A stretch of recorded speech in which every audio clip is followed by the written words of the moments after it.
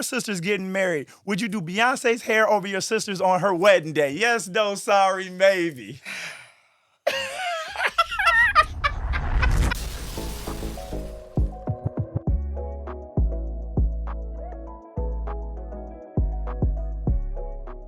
Hey, what's going on, guys? My name is Dee Boogie Brown, and I am the host of Creative Chronicles Podcast. And today, I have a special guest for y'all.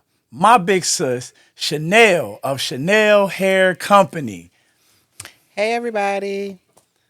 Hey, sis, how you doing? I'm good. How are you? I'm all right. I'm all right. Actually, I'm just like I'm just such in a good mood because I have my big sister here. You got to see my growth. I got to see your growth as far as in this business world. I am just so honored that you're even sitting here on this podcast, and I thank you for that. Thank you. So we're gonna get into it, sis. I want to let the audience know, what do you do? Could you explain to our viewers, what do you do? I'm a natural hair and extension specialist. I also teach microlinks, I-tips, K-tips classes. I do tours. I also sell extensions, the extensions for the installs that I do. Yeah, that's pretty much about it. So, how long you been doing this? Like, how long have you been in business doing the extensions and just hair in general? Well, I've been doing hair for quite some time. Generally, I started, of course, growing up, but I got my license in 2006. So I've been licensed for quite some time. I did relocate to the Atlanta area in 2019. So I've been doing luxury natural hair and extensions since 2020. Yeah. So, it's still fairly new what you're doing. Is this a new practice as far as, because for everybody's discretion, disclaimer, I'm new to the hair thing. All right. So, just tell me a little bit about the history of the K-tips and just how long it's been around. Actually, the K-tips, also known as keratin tips, have been around 70s, 80s. It originally started more for like the European clients, and then we discovered that we can also get the same extensions as well. So it did become real popular. I would say 2019, the I-tips. Microlinks, we pretty much been doing those for about 7 years here in Atlanta. So that's not really new to the Atlanta area, but yeah. So it's pretty much something that we picked up, and now we're going with it. I love that. So tell me a little bit about like the popularity of this. Like, is this something that a lot of your clients like request, or is this something like sought far in between? So mainly, clients are seeking specialists for these techniques that I'm speaking of. So it's highly recommended to take courses on this, get certified for it. So then they'll seek you out, and then you'll be able to, do the installs and um, do the service.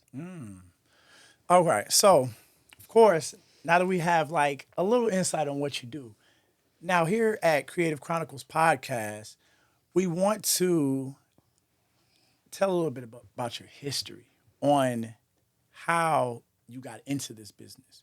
So, if you could bring it back, and you said you've been doing it since 2006, correct? Yes, I got So licensed. you got licensed, right?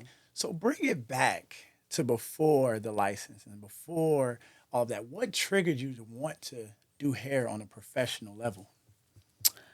Well, I was doing hair in middle school and high school.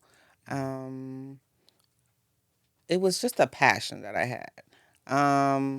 A never-ending passion. I would do another job or another career, and something just felt like it was missing. So, it prompted me to enroll in school in my hometown. Um, and I went part-time because I had children at the time. So I had to, do what I needed to do to get the license. It did take me about a year maybe a year and a half, because then I had a third child. But nonetheless, I got it done, and I'm here today. Absolutely. Shout out to my nieces and my nephew. Look, shout out to them. So, just going into like the molding of you doing hair, did it start off as something that you were passionate about, or were you just like, you know what, this is the quickest side hustle to make ends meet? I would say both. And it's kind of good when you're doing something that you're passionate about, because it doesn't really seem like work. It doesn't really seem like a side hustle. So I'm able to enjoy what I do. I'm able to not, feel so stressed out about actually working, because it's more than just work. I agree. And now to your point, is just as far as it being a passion, was there ever a point in time in your career where you wanted to give up from hairstyling? Yes, I will say in the industry itself, not just luxury extensions. That's what I do, luxury hair, luxury extensions. You do have periods in the summertime that may be a little bit slow. A lot of people are vacationing, they're wearing braids, they're doing other things. So that time you could, while you have a little bit more free time, you can work on your marketing. You could work on thinking of new ideas, ways of retaining, more clients. And you would want to, as you're doing these installs and you're doing these services, you just want to budget every month so that when you do have those slow periods, you're okay. Right. So, Chynelle, I want to kind of just dive in more into your history to talk to the hairdressers out there as well. So, could you give like our aspiring hairdressers a story to where you like a short story to where you triumphed, like where you got something done in the hairstyle world? Say, for instance, it could have been like a bad wig or something like that, where you was like, you know what, I don't know about this. Give me a triumph story that can motivate our aspiring hairdressers to get to the position that you're at. I would say I did come here to the Atlanta area. I didn't come here intending on being a luxury hair extension specialist. I came here intending on making my mark on the beauty and hair industry. And I would say when I came here, I realized, everybody, they're doing other things. You have to keep up with the trends. You have to keep up with No, that's what's right. what's in, or you'll be left behind. So when I did come here, I actually started at a salon where I was just pressing hair. I'm like, wait a minute, and I got to see microlinks. Wow, eye tips. Wow. So I took that leap and I took that class. Okay, so all right, and this is just me personally, right? As I'm getting like more in tune on how, I guess the hairdressing world works. So I want to ask you this because, of course, I see out here there's a lot of hairdressers. What does having that competitive edge or even growing in the business look like? What do you have to do to grow past like the sea of hairdressers that stays in Atlanta? Yeah, you sometimes will hear the term, oh, everybody's doing that, or everybody's doing that. I would say you have to find your niche. You have to be you. You have to show good work. You have to be consistent. Yeah, there's a lot of other hairstylists that are doing what I'm doing, but they're not me. They don't have my personality, my character, integrity. They might have other things that I don't have. There's somebody for everybody. There's enough clients out here for everybody to actually be successful. Ooh, and that's a good one. So a lot we and I put that into my own preaching. It's enough for everybody to go around, right? So it doesn't have to be the selfish game. So even piggybacking off of that, like as far as marketing and advertising as a hairdresser, do you just go after the stars or do you kind of focus on, having more clientele? What is like the catch of staying ahead in the hairdressing business? So you want to know your target market. If you don't know your target market, you're just out there just marketing to any and everybody, and you're not reaching your audience. Of course, your target market is your audience. With me, with my luxury extensions, it's mostly um, I don't want to say celebrities, but I would say nurses, real estate agents, wives, women with kids. They don't want to stay in a salon. They don't want to have to be at a salon every week for hours at a time. When you come get luxury extensions, you're the only one there. Um, I'm working on you. I'm catering to you. So, and a lot of times you don't have to come back. You get your hair done, and I don't need to see you for 6 weeks to 8 weeks. Gee. So that gives the person that's real busy, entrepreneur, nurse, wife, time to get done what they need to get done. They don't have to be in a hair salon all the time, and they have more time to spend with their families. Absolutely. So, of course, y'all, I wish a haircut lasted 6 to 8 weeks. I'm paying like $100 for a haircut. So the thing is, like that's amazing. I didn't even know they lasted that long. So I want to ask now is just like, is what you do as far as like the hairdressing and doing the tips, is that an expensive industry to get into? I would say I wouldn't say it's an expensive industry to get into. It's not. I don't know how to put it without being offensive, but you have to spend money to make money. Absolutely. Absolutely. You have to spend money to learn what you need to learn, and then when you're on that type of a level, then yeah, you do have to dish out maybe $500 to $1,000, depending on who you're learning from. But that's what I had to do. And that's just for the class aspect. That's not even the utensils and the tools to use to make these They'll things. provide you with tools, or I'll provide you with tools. But The class that you have, correct? yeah, the class that Okay. that I have and the class that I took, you'll have what you need. But after that, you have to seek out, perhaps a vendor for hair. You might want to personalize your tools. You might want to get something that's different from what you got in your class. So it's all about steps, levels. You don't go in it right away. It takes time. Yeah.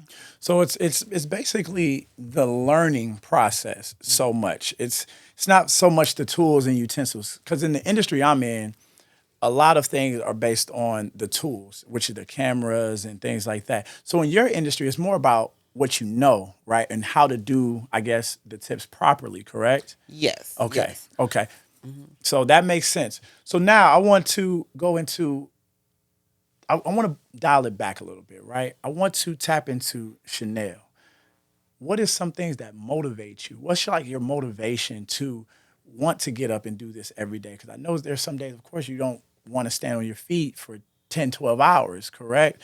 To do hair. So what's like some things that motivate you that our viewers can kind of, get a hold of? Well, being a luxury extension specialist, you do have the luxury of not being on your feet for 10 hours a day. You do have the luxury of not having to work every day. You can do one client, two clients, three clients. It's up to you. So I would say you're still working hard, but you have more free time for yourself and your family as well. So that was another reason why I wanted to take the class. I'm like, I'm a little bit older. I've been doing hair a lot of years. I need to figure out a way of how to, not be behind this chair for the rest of my life. So, taking that leap to even take the class to become a extension specialist is what I needed to do. Absolutely. Yeah. Absolutely. So your kids, right? My beautiful nieces and my nephew, right? Tell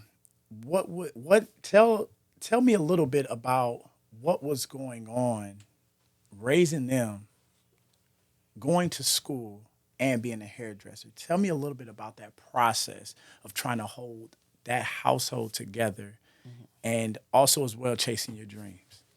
Okay, so I'll go back too. When I enrolled into cosmetology school, that was back in like 2004, and I got my hair license. I also enrolled into college. Mm-hmm. Mm-hmm. So after I got my license and I was doing hair and raising the kids, I also enrolled into school. So I had to juggle, raising three kids, going to school part time, working part time, and, having to raise the children. So it took some time. It didn't happen overnight. I didn't get my bachelor's degree overnight either. Normally it might take somebody 4 years, but when you're going part time and you have kids, it's going to take you a little bit longer than 4 years. So I got my bachelor's degree while working and doing hair, and came here to Atlanta. Mm. What drove you to come to Atlanta? Why Atlanta out of all the other places? Houston, L.A., New York, Florida. Atlanta is the hair mecca. We Hey, all know that. hey. I wanted to be around. I wanted to learn more. Coming from a small town, you basically might only do a few hairstyles. Everybody's getting the same thing. I wanted to do more. I always had this need to just do more. So, I love it. yeah. I love it. Before we go into our break, I want to let you know that I'm proud of you, right? This is coming from a personal standpoint. This is D Boogie, your brother, okay? So I'm proud of you. You Thank represent so many black women that's doing it as a single parent, making things happen. you. Me, of course, like growing up, it was one of those things to where we didn't have all the resources, but we made a way. You see what I'm saying? So I'm proud of you on that. This has been a great interview. We're about to go to a commercial break. Shout out to our sponsor. So, hey, y'all, it's time for our commercial break. We have our sponsor, Wandar, that will be connecting creatives in your community. I want you guys to check out this quick video, and we'll be right back with this amazing interview featuring my sis, Chynelle of Chynelle Hair Company. Wandar. Discover a vibrant network of artists, designers, DJs, photographers, and other creatives in your community. For clients, explore, find, and book creatives in seconds. For creatives, exceptional scheduling and booking platform. Wandar, connecting clients with creatives in your community. Hey, what's going on, guys? Welcome back. I am your host, Dee Boogie Brown, here with Creative Chronicles, and I have a special guest here, my big sis, Chynelle of Chynelle Hair Company. Now, we want to give one more shout out to our sponsor, Wandar, where they are connecting creatives in your community. Make sure you sign up and make sure you come be a part of the fun. Big sis, what you think about Wandar? Wonder, it's great. I love it. I can't wait to get on it. I'm serious. Absolutely, absolutely. So now that we are into the second half of this just interesting interview, like I said, this has been so great, so motivating. I want to tap into a segment that we have called Dropping Gems. All right. So you're going to be talking to all of our aspiring hairdressers or even hairdresser that's in the field that wants to know more knowledge on how to go about uh, bringing a bigger platform to their business. So I have a few quick questions, if I may. Is that good with you? You ready to do that? Let's go. All right, all right. So if you if you were to tell a younger version of yourself like some knowledge that you have gathered today as the person that you are, how do you find good vendors, like hair vendors, like quality vendors? How does that process work? Okay. So the process of finding a good hair vendor is not immediate. It can take a year. It can take up to 2 years.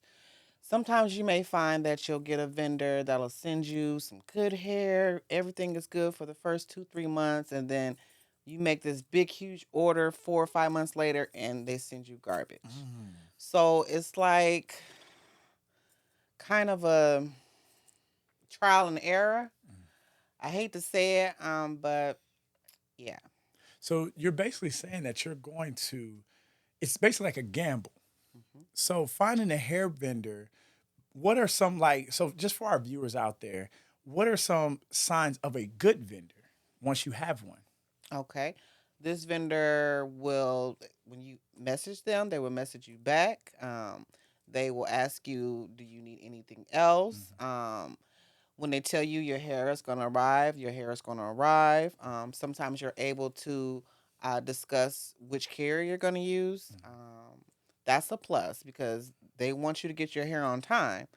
Um, and some that are not too, what's the word I'm looking for? Pushy. Mm. Some are very pushy. You got to What, let what, them know. yeah, explain that a little bit about the pushy. Well, you Interesting. can get multiple emails, you can get multiple WhatsApps, Mm. you can get multiple phone calls. And what I do is I block most of them. So I have like 600 people blocked on WhatsApp. So it can become draining, but it's part of the business. You have to weed through the bad ones to get to the good one. Mhm. So, just to continue to go in there, because I'm very interested about this now. So, could you like, do you have like people in your circle that can recommend you to good vendors? Does that usually happen? Is that something that happens, or you just kind of find out for yourself? How does that work? Well, you do have people that sell vendor lists. You do have Oh. people that say, well, this is my vendor. You can buy this vendor. They may or may not be giving you their actual vendor. Mm. So a lot of times those quick, I'm trying to get to it quick doesn't always work. Mm. I would suggest you take your time. I would suggest you communicate with your vendors or try maybe selecting 3 to 4 and then go with that and see who has the best customer service, who delivers their hair on time, the best quality.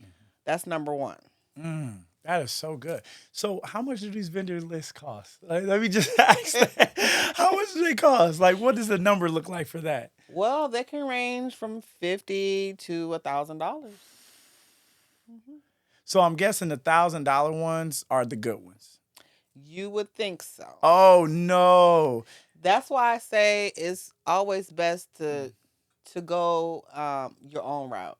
To not try and skip steps, not try and escalate, yourself all the way up here. It's levels to things. So And most of these vendors, I'm guessing, are probably across seas and other countries. I'm guessing yeah, across these India, places like that. China. Yeah, We have some here though in really, Atlanta. really. And you would think them would be the best ones because you can go pick it up. You Right. can no. They No. try and short you a little bit. Mhm. So it's best to kind of order out and have it shipped to you. Okay. So the last part, before we move on, right? So the last part of this is how much do these bundles usually cost Well, they per range unit? per unit. They can range from a weft bundle can range from $42 to $110 depending on the quality. Wow. I deal with mostly the luxury extensions, which would be the strand by strand extensions, the Mhm. K tips, the I tips, Mhm. the F tips. Mhm. So those are a little bit more expensive than the bundle hair, Mhm. which people would use for perhaps like a sew-in, Mhm. quick weave, something like Got that. it. Yeah. Got it. So the I guess like what you're saying when they do strand by strand, they're basically charging based on their time, or is it based on the quality? How do they charge? It was a little bit of both, I guess. Well, with the luxury extensions and strand by strand, Mhm. it can take up to 6 to 7 hours. So it's the time, it's the Mhm. technique, it's Mhm. your experience, their experience that they're gonna get when they're sitting in your chair. So it's a lot. Mhm. It may seem like a lot, but it's part of the luxury experience. Oh, absolutely. I love it. I love it. So let's move on to the next one. I feel like you did a great job just informing those out there about finding a good vendor. So I want to move on to the next one, right? Mhm. So you had mentioned during your transition coming here to Atlanta that you basically joined a shop to do hair, right? Could you tell like our aspiring hairdressers how to find the right shop and what that would look like and what some details of that?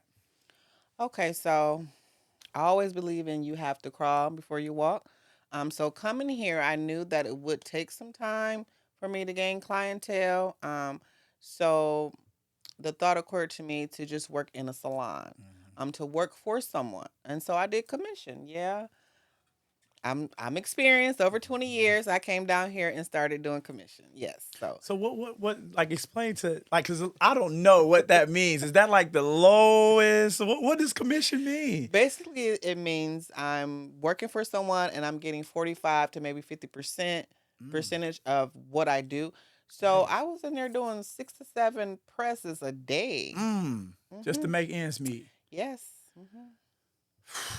And so it was a lot of work, a lot of time, and of course it wasn't ching-chinging. Mm-hmm. So that's another reason why it motivated me to take the class. Absolutely. So okay, so finding the right shop, right, or finding the wrong shop. What's some things that a young hairdresser would want to do as far as what will pay attention to walking into the shop, potentially wanting to join that shop? What's some things that they should look for as far as joining that particular place? A lot of times you can actually look up the reviews before you even get there. Um, Jim, that's a real good one. Jim. Look up the reviews Oh. before you get there. And it's kind of good to be under someone that's seasoned, meaning they have years of experience. A lot of times you see now that the suites are more popular than the salons, but it actually helps for someone that's just starting out to go into an actual salon. You can learn from different stylists. You can they can learn from you. You know, everybody can bounce from each other. But yeah, those are That's things to look for. that's interesting. So the suite versus the salon. What's some pros and cons of both? Like, just real quick, what's some pros and cons of having working out of a suite and then working out of a salon? So in the suite, you have your own space. Of course, you make your own time, your own hours. You can get in 24/7 access. Sometimes they even have washer and dryer, so you can wash your towels. It depends on which suites that you join. Versus going into a salon, you may feel like you're not ready. You may be a little bit self conscious of your styles or your services. So you would go into a salon to, I would say, to learn, to see how it is to be a professional hairstylist. If you're in a suite, you're just by yourself, so you don't really have anyone to learn from. Right. Now you get your license. Don't think you know everything because you don't. Like I'm still learning. I still want to Right. take a couple classes, color classes, cut classes here and there. So when you're a stylist, you're continuously learning. It never stops. That is amazing that you say that. So the suite, and this is just me, like just correct me if I'm wrong. So in a suite, do you get as many walk-ins as a salon? Like, do you get a chance to meet people? Is that like one of the cons of having a suite? Because most times I think of a suite, I think it's like put up somewhere in a building, right? Yes. So you won't get as many walk-ins as working in a salon, correct? You won't get any walk-ins at a suite. You have Yikes. to have your own clientele. You have to market yourself, and then people will come to you. Versus being in a Mm. salon, you could be in a salon that has a high traffic of walk-ins, and that'll help build your confidence, and that'll help build your service skills. And then once you get to where you're more confident, you can go out to a suite because you'll have your clients. There we go. So that's a gym in itself. So you would advise a new hairdresser to join the salon first Yes. to build that confidence, build clientele, meet people, and also learn from the other stylists as well. Yes. That's a gym. That's a gym right there. Look, Don't just try to jump out there and get out there. I mean, you have to be confident, of course, in yourself and your skills and whatnot. But I would say just starting off, and a lot of people are not young starting off; they're older, getting into beauty school. So, and it really doesn't matter your age. You know, they want to say that the older you are, the more you should know. I'm still learning from 23-year-olds. I know that's I'm right. still on Instagram looking at 25-year-olds, trying to That's see how they're marketing, trying to see what they're doing. absolutely, and I feel like hairdressing, it's a forever evolving craft, right? So you got new styles always coming in, so it's always good to be aware. So would you advise someone that's into hairdressing to always kind of pay attention to the trends as well? I would say pay attention to the trends, but don't pay attention to how that particular person got to where they're at, because everybody is different, you know. But pay attention to their videos. What's giving them the most views? What are they doing? I wouldn't say mimic them, but kind of see, what they're doing, and maybe sharpen up your skills a little bit more. I love that. I love that. Look, Creative Chronicles. That's what we do here. We drop gems. Ain't that right, sis? Yes. So the last question is, you've built this brand. You have now 8,500 followers on Instagram. Yes. Which is very, very admirable. Like, it's hard to get 500 followers on Instagram. Like, so I understand the work that goes in. So for someone that's just getting started on their business page, how would you tell them what would be some advice to let them know how to grow their clientele through social media? Okay. One thing and most important thing is hashtags. Instagram, TikTok, Facebook, they all tend to change things. Things tend to change as the months go by.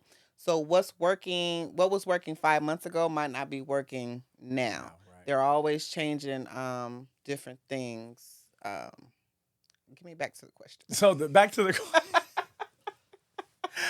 look, back to the question. So the question is how would you advise a young hairdresser on how to grow their brand page, I guess you would say, in a word? I would suggest posting once or twice a day. I would suggest you being on all of the social media networks. I would suggest your name being the same on each network. Posting using hashtags, videos. I will alternate between posting and videos. Don't just do a bunch of videos and a bunch of reels, because the post actually has a different audience than the videos. Some people come to TikTok just to look at videos, and some people come to look at photos. So kind of alternate when you're posting. Oh my goodness. That's a gem right there. Oh, one more thing. And where the city that you're in, hashtag that city, hashtag them counties, hashtag, like if you're in Atlanta, ATL hairstylist, Atlanta hairstylist, hair Atlanta guru. It's a bunch of hashtags you can use. Gems. I know that's right. That was a bonus gem. Yeah, look, they're gonna appreciate that one because that's how people will find you, right? That's because how people they find always hashtag, and even myself, even being in a cameraman field, like I put ATL cameraman. And I get random people like, hey, I'm visiting Atlanta next week. I want to book you. What's your rates? Hashtags, y'all. Hashtags. Oh, my goodness. That was a gem. So, sis, that concludes our Drop-In Gems session of the show. Now we're going to move on to some fun, right? All right. So, now this next segment is called Creative Blitz, where I'm going to ask you 5 questions. You can answer yes, no, sorry, and maybe. We're about to have a lot of fun. You ready to go? Ooh, getting high for this one, y'all. Okay, I'm ready. All right, y'all ready? Let's do it. So, the first one. Do you think Jacquees can sing better than Keith Sweat? Yes, no, sorry, maybe. Oh. I'm so sorry. No, he can't. It's a different generation. It's a different vibe. It's a different feel. No comparison. All right, moving on. So the next question is Power better than Snowfall? Okay. Maybe. I'm going to say maybe because I wasn't a Power fan, and I didn't watch Snowfall. So, sorry. All right, look, hey, my boy, what's his name? Idris, you know what I mean? Hey, shout out to him. Snowfall's one of my favorite shows. Power, one of my favorite shows. Shout out to them. Moving on. Okay. Does sugar go in grits? Maybe. Yes. Maybe no. It all depends. Because you got the Southern New Orleans style, where they put the different types of sauce in it, and you can put cheese in it. salt and pepper, and then sometimes you want to just have some sugar and some butter. So is it based on what time of day that you eat it? Like On your taste buds, mainly where you at. Where you I mean, at? because when I was in Indiana, it was just butter and sugar. Now here is cheese, is all kind of stuff, and it's good. ooh, I know that's right. All right, moving on. Could you go a week without doing your own hair? Yes, no, sorry, maybe. Well, yes. All the time. All the time. I'm so busy doing everybody else's hair. I'm so busy doing everything else. I don't have time for myself. I'm going to get you right, though. Hey, there we get go. I love it. So last and final question. Your sister's getting married. Would you do Beyonce's hair over your sister's on her wedding day? Yes, no, sorry, maybe.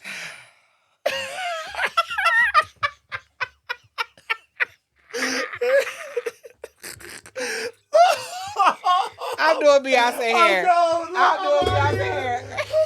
I'm sorry. Well, Beyonce. there's a highly slight chance that any of my sisters are gonna get married. I'm just playing. We get married, y'all. We get married. Look, I know but that's Beyonce. right. It's Beyonce. I love my sisters though. Both of them, I guess, will be one in a lifetime opportunities, right? So that concludes our time today for Creative Blitz. You did so good, sis. So we're going to go ahead and roll into our next segment, all right? Okay. So our next segment here is called Love is Free, to where you have an opportunity to shout out one creative, talk about them, give them a little exposure, because we're all in this creative space. And the thing is, love is free. Show your favorite creative some love. Hairstylists, makeup artists, you name it, all right? Okay, KR Beauty Spa. She's located in Snellville. She does waxes. She does eyelashes. She does the Yanni steam. She does facials. She's doing it all, y'all. And she's real good. She's real personable.